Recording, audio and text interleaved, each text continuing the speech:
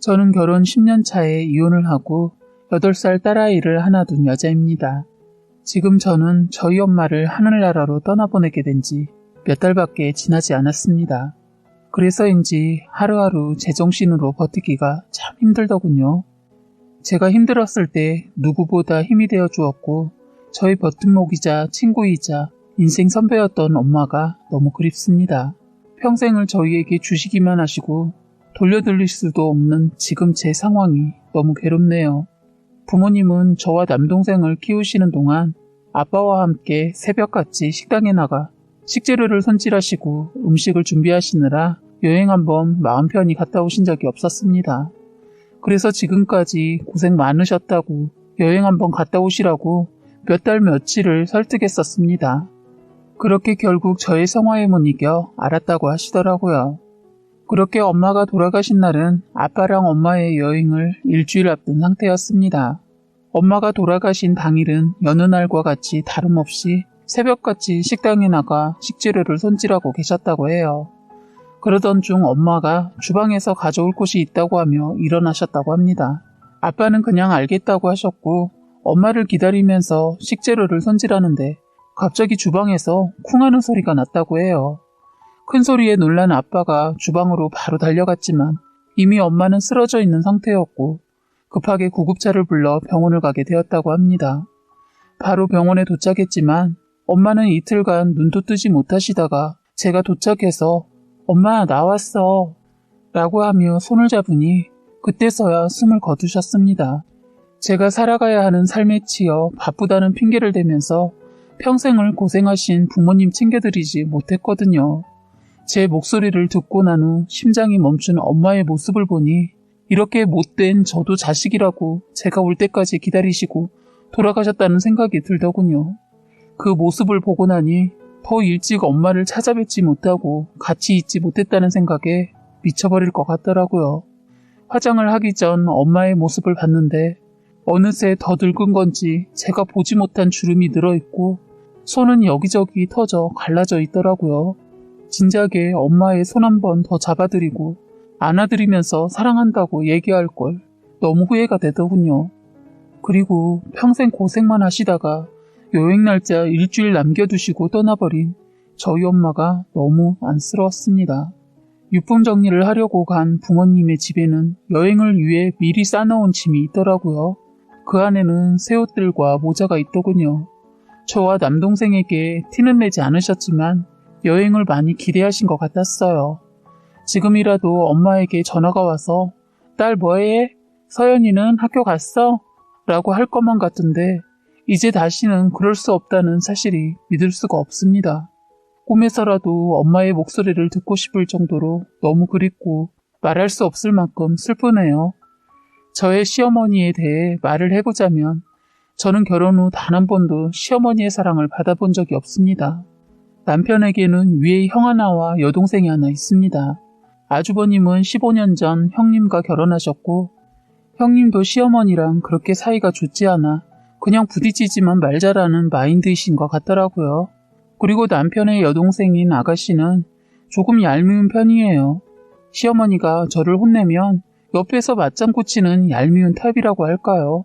이런 가족들 사이에 껴서 10년이란 시간 버티면 언젠간 안아주실 거라며 참아온 저는 정말 바보였던 것 같아요. 시어머니의 무시하는 태도와 막대먹은 막말에 대꾸 한번 하지 않았고 그래도 내 남편의 부모니까 라는 생각으로 한 귀로 들으면 반대쪽 귀로 흘려보냈습니다. 그러나 그렇게 하지 말았어야 했나 봅니다. 저희 남편이 몸살이라도 나게 되면 저는 완전 죽일년 마냥 취급을 받게 됩니다. 제가 받을 때까지 전화를 하셔서 전화를 받고 나면 지금까지 내 아들을 얼마나 안 챙겼으면 애가 몸이 아프냐고 저에게 말씀하시고요. 그렇게 할 거면 내 아들하고 왜 결혼한 거냐 하시며 내 아들 아프게 하지 말고 너는 아프라고 그러십니다. 그러나 제가 아프게 된다면 머리 쓰는 거 다 보인다고 쉬고 싶어서 그러느냐고 엄살 좀 떨지 말라고 하시는 분이에요. 저희 딸 아이가 아파도 엄살 부리는 것까지 지 엄마 쏙 빼닮았다며 꼴도 보기 싫으니까 아픈 척 하지 말라고 말씀하세요. 애는 어렸을 때부터 친할머니의 막말을 듣다 보니 내성이 생겨 지금은 그러려니 할 정도입니다. 어느 정도이신지 감이 오시나요? 엄마를 떠나보내고 정신이 없는 상태로 장례식을 하게 됐는데 엄마가 떠났다는 게 실감이 나지 않더라고요. 엄마가 돌아가시는 모습을 볼 땐 너무나도 슬퍼서 펑펑 울었는데 막상 장례식을 하니까 우리 엄마 장례식인데 마치 남의 장례식에 온 느낌이었어요. 오히려 덤덤하게 전문객들을 맞이하는 제 모습을 보고 장례식에 방문한 친지분들이 저를 많이 걱정하시더군요. 그러다가 저희 시부모님이 장례식에 오시게 되었습니다. 분양과 현아를 마친 후 저희 엄마에게 절을 하고 난 뒤 저와 맞절을 하고 나서 일어나셔서는 제 손을 꼭 잡아주시더라고요. 제 손을 잡으시면서 저희 아버지와 동생 그리고 저에게 사돈어른 많이 힘드시겠어요. 이럴 때일수록 힘내셔야 해요. 내가 서연이 잘 돌보고 있을 테니까 걱정 말아요. 하시더군요. 평소에 너무나 미워했던 분이지만 또 이렇게 힘들 때 찾아와 주시는 걸 보니 내가 지금까지 정말 악덕 시어머니와 살았던 건 아니었구나 라는 생각이 들며 조금의 위로가 되더군요. 하지만 이 모든 것은 제 착각이었습니다. 길었던 3일의 장례식이 끝난 후 화장을 하고 유골을 수습하여 납골당에 모시게 되었습니다. 그 뒤로는 아빠와 저 남동생이 어머니와 관련된 이것저것을 정리하게 되었습니다. 장례식 때에는 조문객들도 오고 신경 써야 할 게 많아서 힘들다고 느낄 새도 없었는데 집에서 엄마의 유품을 정리하다 보니 오히려 더 정신이 없고 많이 지치고 힘들더군요. 예쁜 옷 한 벌 더 사드릴 걸, 좋은 신발 하나 더 장만해 드릴 걸, 아깝다고 계속 쓰시는 거 그냥 버려버리고 새 거 사드릴 걸 하는 후회가 계속 밀려와서 힘이 많이 들었던 것 같아요. 항상 제 곁에서 영원할 것만 같았는데 사람이라는 게 한순간에 떠나버리는 거더군요. 상황이 이렇다 보니 아빠와 남동생을 대하는 것도 제가 제 딸 서연이를 바라보는 것도 새삼 다르게 느껴지며 많은 생각에 잠기더라고요. 그렇게 며칠간의 엄마의 유품과 보험금 정리를 마치고 저는 제 집으로 돌아왔습니다. 아침 일찍 도착한 저희 집에는 안방에서 자고 있는 남편과 서연이 방에서 함께 주무시는 시어머니가 계시더군요. 시아버지는 시댁에서 계시고 시어머니만 잠깐 오셔서 서연이를 봐주신 거였어요. 솔직히 시어머니가 10년간 저를 대한 태도를 보았을 땐 서연이를 봐주실 거라고는 상상조차 못했는데 제가 힘든 이 시점에서 서연이를 봐주시는 시어머니가 너무 감사했어요. 그런데 이건 다 속셈이었던 것이더라고요. 저는 오랜만에 만나는 서연이와 남편을 위해서 밥을 차려주고 싶어서 도착하자마자 음식을 준비했습니다. 아침 식사가 거의 완성될 쯤에 하나둘 일어나더니 서연이는 제가 온 것을 알고는 방방 뛰면서 좋아하더라고요. 그렇게 서연이와 시어머니, 남편과 함께 아침 식사를 마치고 남편은 회사를 가기 위해 서연이는 학교를 가기 위해 준비를 했습니다. 그리고 얼마 지나지 않아 출근 시간이 다가와서 남편은 먼저 집에서 출발하고 서연이는 학교에 가게 되었습니다. 그리고 나니 집에는 시어머니와 저 둘만 남게 되었어요. 솔직히 둘이 있어 본 적이라고는 명절에 형님이 조금 늦게 와서 둘이 주방에서 준비했을 때 빼고는 없었거든요. 그래서 많이 불편하고 어색했는데 갑자기 먼저 저에게 많이 힘들었지? 라고 하시더라고요. 그 말을 듣는 순간 눈물이 핑 돌면서 금방이라도 쏟아낼 뻔했지만 꾹 참고 그래도 견딜만 하다고 했습니다. 그 뒤 시어머니는 저에게 힘들면 나한테 얘기하렴. 지금까지는 내가 많이 못살게 군 거 미안하게 생각한다. 엄마의 빈자리가 얼마나 큰지 나도 겪어봐서 잘 안다. 이제 내가 엄마라고 생각하고 다 털어놔. 아유 불쌍한 거. 하면서 제 손을 잡아주시더군요. 그 순간 잘 버티고 있다고 생각했던 저에게 허탈감과 공허함 그리고 외로움 등의 알 수 없는 감정들이 쓰다미처럼 몰려오면서 눈물이 펑펑 나오더라고요. 그리고 정말로 내 엄마가 죽은 거구나. 다시는 볼 수 없는 거구나 라는 생각이 제 머리를 망치로 때린 것 마냥 그때 깨닫게 되었습니다. 정말 너무 울어서 몸이 으스러지는 느낌이더군요. 그렇게 몇십 분을 울었을까요? 그 긴 시간 동안 아무 말씀하지 않으시고 제 손을 꼭 잡아주셨어요. 제가 울음을 그치니 다 울었니? 그래, 차라리 이렇게 한 번씩 개운하게 쏟아내고 평소에는 엄마를 생각해서라도 힘내서 살아가. 그러면 네 엄마가 너가 기운 차렸구나, 이제 좀 괜찮은 거구나 생각하고 좋은 곳으로 가실 거야 하시더군요. 그런 시어머니께 정말 감사해요. 그냥 이제 정말 엄마가 없다는 게 와닿네요. 라고 했더니 시어머니는 그래, 너가 괜찮아질 때까지만 내가 여기서 있다가 올라갈게 하시는 겁니다. 그래서 아니에요, 괜찮아요. 처음보다는 많이 괜찮아졌고 서연이 아빠랑 서연이 잘 챙겨줄 수 있어요 했습니다. 그랬더니 시어머니, 내가 애비랑 서연이 때문에 그러는 것 같아? 너가 걱정돼서 그런다. 아이고, 너 괜찮아진 것 같으면 알아서 올라갈 테니까 걱정 말아라. 들어가서 쉬어. 라고 하시면서 저를 안방에 밀어넣어 주시더라고요. 그 뒤로도 저를 챙겨주셨고 그 기간 동안 시어머니에게서 정말 많은 위로를 받게 되었어요. 그런데 자꾸만 저에게 엄마의 보험금에 대해서 슬쩍슬쩍 물어보시더라고요. 아무리 저에게 버팀목이 되어주시고 있다고 하더라도 보험금 같은 부분을 아빠와 남동생이 아닌 다른 사람에게 얘기하는 건 아닌 것 같아서 물어보실 때마다 웃어 넘겼습니다. 어느 날 시어머니가 갑자기 저에게 이번 주 토요일에 뭐하니? 효영이 주말에 이쪽으로 와서 같이 만나자는데 하시더라고요. 효영이는 남편 여동생이거든요. 그런데 토요일은 생각해보니 제가 남동생이랑 아빠랑 납골당에 가기로 한 날이더라고요. 그래서 저는 약속이 있어서 안 될 것 같아요. 아쉽지만 두 분이서 오랜만에 데이트라도 하고 오세요. 라고 했더니 웃으시면서 아쉽다. 그래, 알았어. 그래도 약속까지 잡은 거 보니까 마음이 놓이네. 하시곤 나가시더라고요. 그렇게 시간이 지나고 주말이 오게 되었습니다. 저는 아침 일찍 준비한 뒤 서연이가 학교 가는 시간에 서연이와 함께 나가면서 어머님, 저 오늘 일이 있어서 서연이 데려다주고 서연이 아빠 들어올 때쯤에 올 것 같아요. 아가씨랑 좋은 시간 보내세요. 하고 나갔습니다. 그렇게 남동생 차를 타고 아빠도 태워서 엄마가 있는 납골당에 갔다가 밥 한 끼 먹은 뒤 아빠는 집에 내려드리고 시간이 조금 남길래 남동생이랑 저희 집 앞에 카페에 들어가 앉아서 얘기를 했어요. 그런데 조금 시간이 지나고 난 뒤 저희 뒷자리에 앉아있는 사람들이 너무 시끄럽더라고요. 남동생이랑 얘기를 하는데도 목소리가 하도 크다 보니까 너무 신경이 쓰여서 너무 시끄럽다. 조금 조용히 하시지. 매너가 없으시네. 라고 얘기했더니 갑자기 남동생이 누나, 시어머니랑 시누이 같은데? 라고 해서 자세히 들어보니 맞더라고요. 제가 앉아있던 자리 라인이 살짝 칸막이 형태로 되어 있어서 각자 공간이 나뉘어져 있어 안에 있는 사람이 잘 보이지 않아서 그랬는지 두 분한테 저와 동생이 보이지 않았던 것 같아요. 그래서 헐, 그렇네. 어떻게 알았대?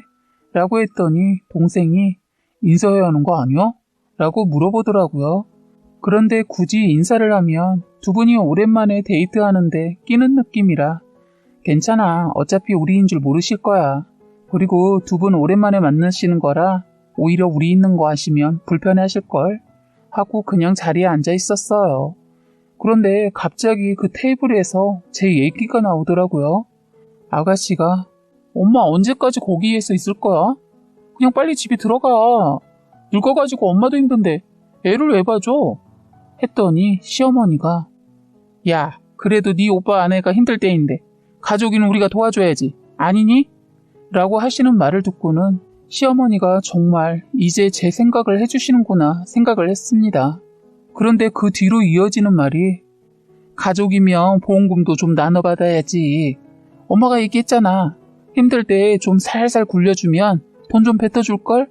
원래 사람이라는 게 힘들 때는 사람이 약해져서 판단력이 흐려져. 엄마 말 한번 믿어봐. 돈 많이 받으면 너 백도 하나 사준다니까. 그러더군요. 참나 어이가 없고 역겨워서 그 자리에서 토할 뻔한 걸 꾹 참았습니다. 제 동생 이 말을 듣자마자 녹음기를 키더니 자리 박차고 일어나려던 저를 말리고 다시 자리에 앉히더군요. 그런 시어머니 말을 듣고는 오 진짜? 작은 세연이 돈 좀 받았나 보네? 얼마 받았대?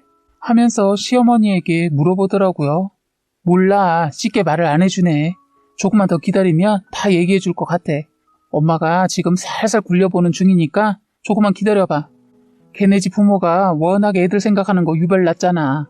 생명보험도 빵빵하게 들어놨을걸. 이라고 하는 시어머니의 말을 듣고 나니 사람 쉽게 변하지 않는 거구나 라는 생각이 들더라고요. 동시에 혹시라도 보험금에 대해 물어보셨을 때 시어머니를 믿고 보험금에 대해 말했으면 어떻게 되었을지 상상하니까 끔찍하더군요. 아가씨가 엄마 은근 계획 잘 세우시는데? 뭐야 어렸을 땐 공부 좀 했나봐 라면서 농담을 하니 얘는 엄마를 뭘로 보고?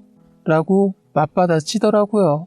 그러면서 지들끼리 낄낄거리는데 온몸에 소름이 쫙 끼치면서 잠깐이라도 저희 시어머니를 믿고 의지할 뻔한 게 제가 바보 같더라고요. 저희 엄마가 저딴 사람들한테 돈 주려고 매달 피땀 흘리면서 번 돈으로 보험회사에 돈을 입금한 게 아닐 텐데 저희 엄마의 노력과 목숨을 참 쉽게 생각하는 저 사람들이 역겨웠습니다.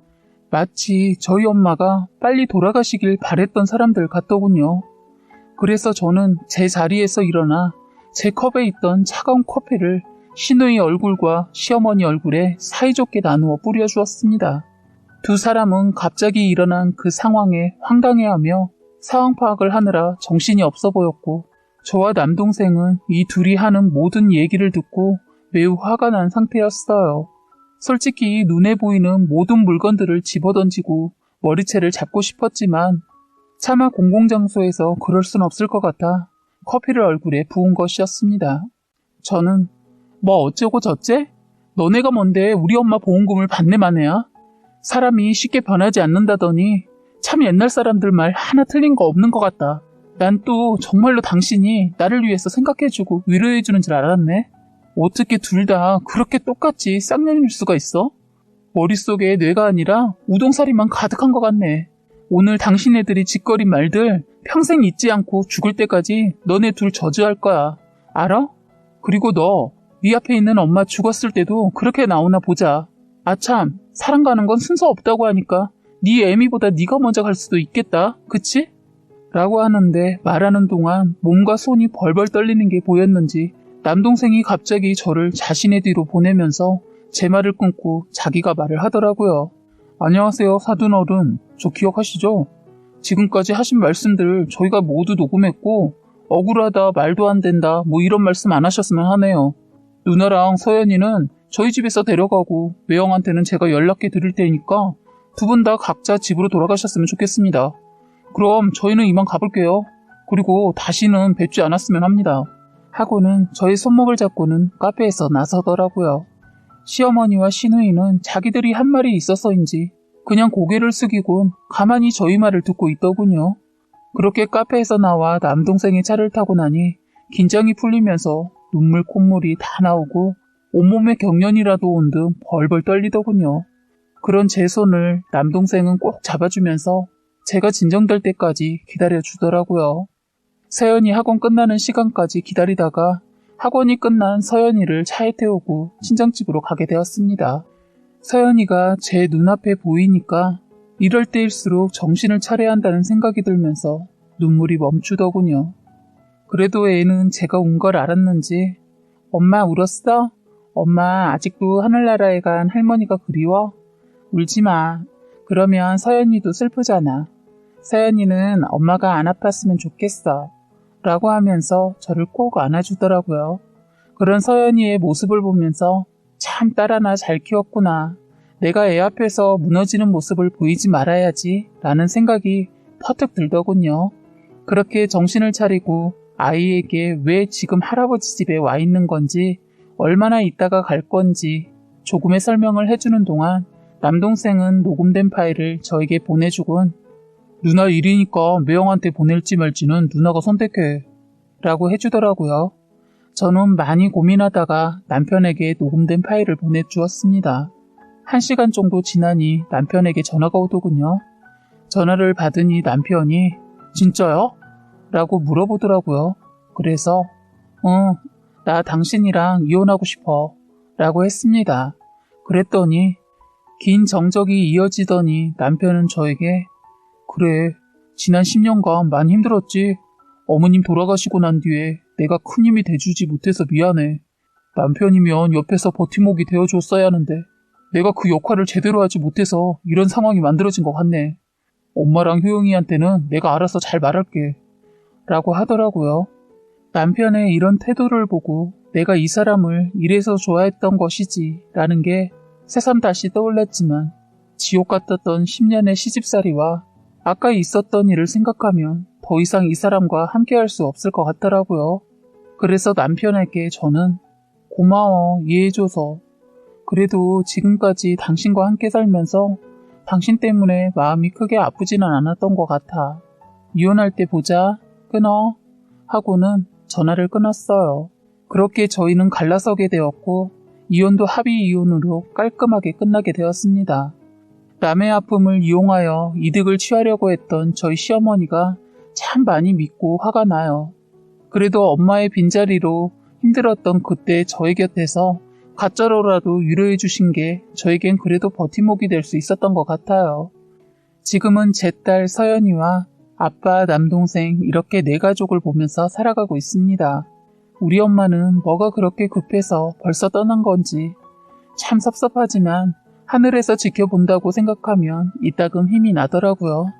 사랑하는 사람과 이별을 겪은 모든 사람들을 위로하며 이 사연을 보내봅니다.